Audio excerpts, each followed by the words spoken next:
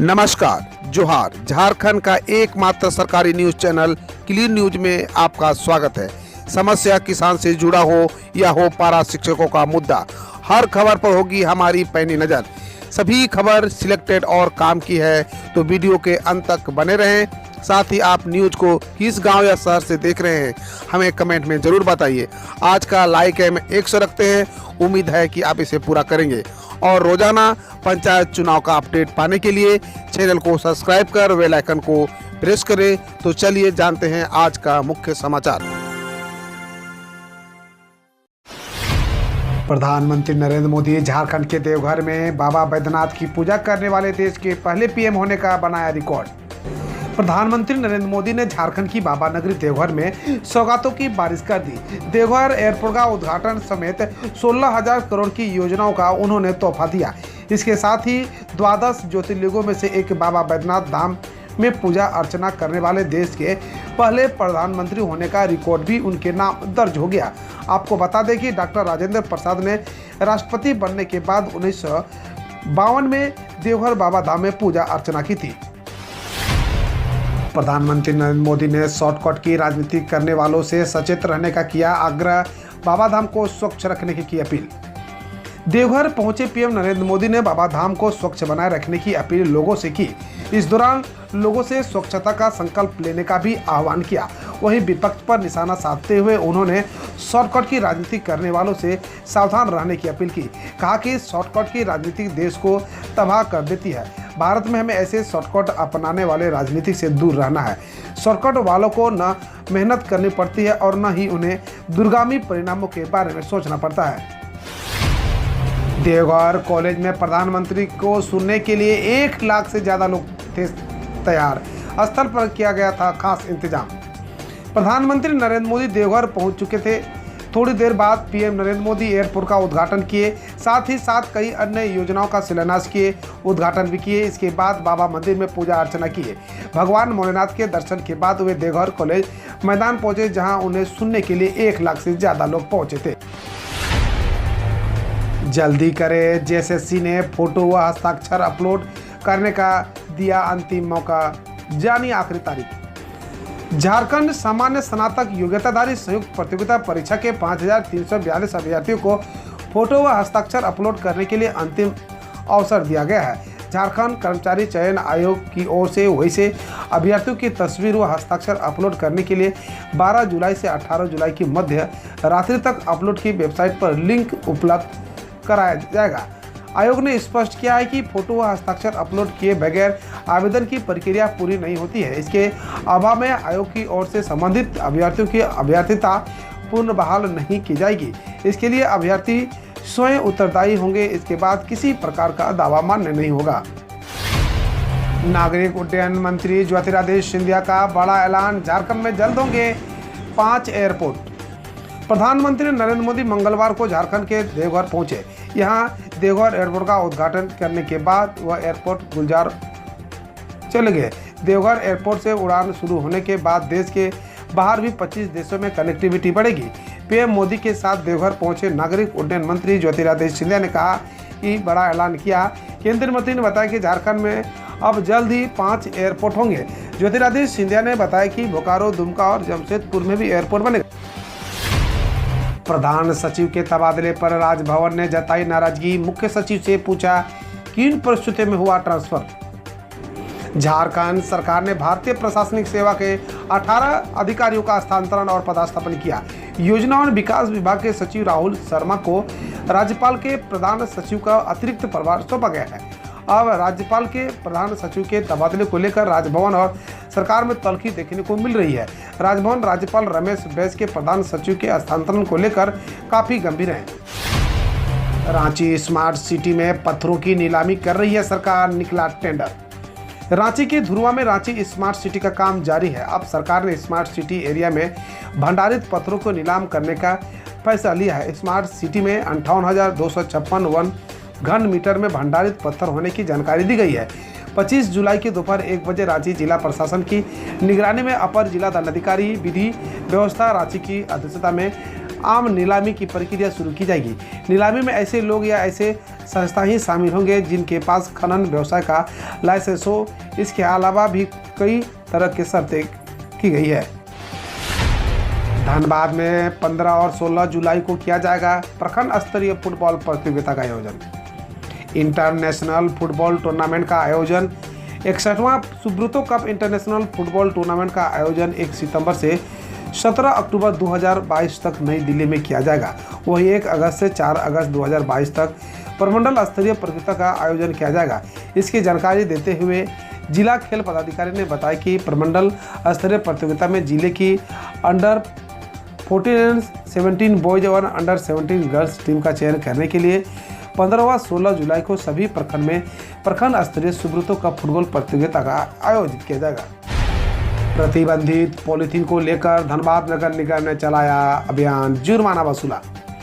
धनबाद नगर निगम की एक टीम ने मंगलवार को हीरापुर स्थित मधुलिका स्वीट्स में दबिश दी। टीम ने यहां से पॉलीथीन से निर्मित राइटिंग डिब्बे तथा प्लास्टिक के गिलास बरामद किया, जिसका आंकड़ा लगभग 2 किलोग्राम पाया गया। नगर निगम के द्वारा प्रतिष्ठान पर जुर्माना लगाया गया। साथ ही बरामद प्लास्टिक जब्त की गई। टीम में प्रेम प्रकाश नगर निगम अधिकारी, अनिल कुमार फूड अधिकारी नगर निगम धनबाद शामिल थे। 7.5 लाख कर्मचारियों को सीएम का रक्षाबंधन का तोहफा, प्रस्ताव को मंजूरी मिलेगा बोनस का लाभ। राजस्थान के सरकारी कर्मचारियों के लिए खुशखबरी है। पुरानी पेंशन बहाली के बाद राज्य की अशोक गहलोत सरकार ने 7.5 लाख कर्मचारियों को एक और बड़ा तोहफा दिया है। इसके तहत राज्य सरकार प्रदेश के 7 लाख से अधिक कर्मचारियों को बीमा पॉलिसी पर बोनस देगी।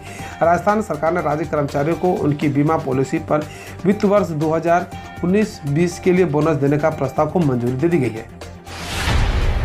राज्य के लाखों कर्मचारियों पेंशनरों को मिलेगा राखी का तोहफा, फिर बढ़ेगा डीए एरियर का भी होगा भुगतान। जानिए अपडेट्स। एक तरफ केंद्रीय कर्मचारियों के 5% महंगाई भत्ते को बढ़ाने की अटकलें तेज, वहीं दूसरी तरफ उत्तर प्रदेश के 28 लाख कर्मचारियों और पेंशनरों को भी जल्द गुड न्यूज मिल सकती है। ताज़ा मीडिया रिपोर्ट्स के अनुसार योगी सरकार जल्द कर्मचारियों पेंशनर्स के डीए या डीआर में 3% की बढ़ोतरी करने जा रहे हैं। इसके लिए विधि विभाग ने प्रस्ताव बनाकर सीएम को भेज दिया है। अगस्त से पहले यानी जुलाई के अंत तक इस पर मुहर लगाई जा सकती है। शॉर्टकट की राजनीति से शॉर्ट सर्किट हो सकता है, झारखंड के देवघर में पीएम मोदी बोले। प्रधानमंत्री नरेंद्र मोदी ने मंगलवार को झारखंड के देवघर में जनसभा को संबोधित किया। उन्होंने कहा, आज देश के सामने एक चुनौती है। शॉर्टकट की राजनीति बहुत आसान होता है, लोक लुभावन होता है, उसके वादे करके वोट बटोर लेना। उन्होंने आगे कहा, जिस देश की राजनीतिक शॉर्टकट पर आधारित होता है उसका एक दिन शॉर्ट सर्किट हो जाता है। हमें शॉर्टकट की राजनीति से दूर रहना चाहिए। सरकार ने मानसून सत्र से पहले 17 जुलाई को बुलाई सर्वदलीय बैठक, पीएम भी होंगे शामिल। संसदीय कार्य मंत्री प्रहलाद जोशी ने मानसून सत्र के शुरू होने के पहले 17 जुलाई को सुबह 11 बजे सभी दलों का बैठक के लिए आमंत्रित किया है। बकौल रिपोर्ट्स बैठक में प्रधानमंत्री नरेंद्र मोदी भी मौजूद रहेंगे। गौरतलब है कि राष्ट्रपति पद का चुनाव मानसून सत्र के पहले दिन ही होगा और 17-18 जुलाई के 13 अगस्त तक चलेगा। पीएम मोदी ने 400 करोड़ के लागत से बने देवघर हवाई अड्डे का किया उद्घाटन। प्रधानमंत्री नरेंद्र मोदी ने झारखंड में लगभग 400 करोड़ की लागत से बने देवघर एयरपोर्ट का मंगलवार को उद्घाटन किया। उन्होंने इस दौरान देवघर में कुल 16,800 करोड़ की विभिन्न परियोजनाओं का शिलान्यास और लोकार्पण किया। पीएम मोदी ने कहा कि इन परियोजनाओं से झारखंड में कनेक्टिविटी, ऊर्जा, स्वास्थ्य और पर्यटन को बहुत अधिक बल मिलने वाला है। यशवंत सिन्हा बोले, राष्ट्रपति पद की शपथ लेने के अगले ही दिन बंद होगा केंद्रीय एजेंसियों का दुरुपयोग। विपक्षी दलों के राष्ट्रपति पद की उम्मीदवार यशवंत सिन्हा ने कहा कि यदि वह राष्ट्रपति बनते हैं तो शपथ लेने के अगले ही दिन केंद्रीय एजेंसियों का दुरुपयोग बंद हो जाएगा। उन्होंने आगे कहा, हम केवल एक राजनीतिक दल से नहीं लड़ रहे हैं, उन एजेंसियों से मिल रहे हैं जिनका इस्तेमाल लोगों के परेशानी करने के लिए किया जा रहा है। 9 राज्यों में बहुत भारी से अत्यंत भारी बारिश की चेतावनी मौसम विभाग ने जारी की सूची। भारतीय मौसम विभाग ने गुजरात, गोवा और मध्य महाराष्ट्र के घाट वाले क्षेत्र के कुछ इलाकों में 14 जुलाई तक अत्यंत भारी बारिश होने की चेतावनी जारी की है। वहीं दक्षिण कर्नाटक के अंदरूनी हिस्से, मध्य प्रदेश, ओडिशा, तेलंगाना, छत्तीसगढ़ और तटीय आंध्र प्रदेश के कुछ इलाकों में 12 से 15 जुलाई तक बहुत भारी बारिश होने का अनुमान जताया गया है। बाढ़ के चलते असम में 3,79,000 लोग अब भी प्रभावित। राहत शिविर में 20,000 से अधिक लोग। असम में बाढ़ की स्थिति में सोमवार को सुधार हुआ और राज्य में बाढ़ के कारण किसी की भी मौत दर्ज नहीं हुई। असम राज्य आपदा प्रबंधन प्राधिकरण द्वारा जारी बुलेटिन के अनुसार राज्य में अब भी 10 जिलों में 3,79,238 लोग बाढ़ से प्रभावित हैं। वहीं राज्य में 20,964 लोग 95 राहत शिविरों में शरण लिए हुए हैं। औरंगाबाद का नाम बदलने में लगेंगे 1,000 करोड़, आम आदमी पर पड़ेगा बोझ, सांसद इम्तियाज जलील। महाराष्ट्र के औरंगाबाद से सांसद इम्तियाज जलील ने शहर का नाम बदलकर संभाजी नगर करने पर कहा, औरंगाबाद का नाम बदलने में सरकार पर 1,000 करोड़ से अधिक का बोझ आएगा, वे भी सिर पे सरकारी दस्तावेजों को बदलने के लिए। बकौल जलील आम आदमी पार्टी पर भी इसका बोझ पड़ता है, जैसे आधार कार्ड, पैन कार्ड, पहचान पत्र को बदलना होगा, आम लोगों को लाइन में खड़ा रहना पड़ेगा। आरबीआई ने नियमों का पालन न करने के लिए 3 सहकारी बैंकों पर लगाया जुर्माना। भारतीय रिजर्व बैंक यानी आरबीआई ने नियमों का पालन न करने के लिए 3 सहकारी बैंकों पर जुर्माना लगाया। आरबीआई ने the Nashik merchants operating bank पर 50 लाख का जुर्माना लगाया। इसके अलावा आरबीआई ने मुंबई स्थित महाराष्ट्र स्टेट ऑपरेटिव बैंक पर 37.5 लाख और बिहार के national central of the operative bank पर 2 लाख का जुर्माना लगाया है। महाराष्ट्र में बारिश से जुड़ी घटनाओं में 1 जून 10 जुलाई के बीच 83 लोगों को हुई मौत। महाराष्ट्र में राज्य आपदा प्रबंधन प्राधिकरण ने सोमवार को एक रिपोर्ट में बताया कि राज्य में बारिश से जुड़ी घटनाओं में 1 जून से 10 जुलाई के बीच कुल 83 लोगों की मौत हुई है। इनमें नासिक जिले के सर्वाधिक 12 मौतें दर्ज की गई है। वहीं इसी समयावधि में बारिश संबंधित घटनाओं में 164 जानवरों की भी मौतें हुई है।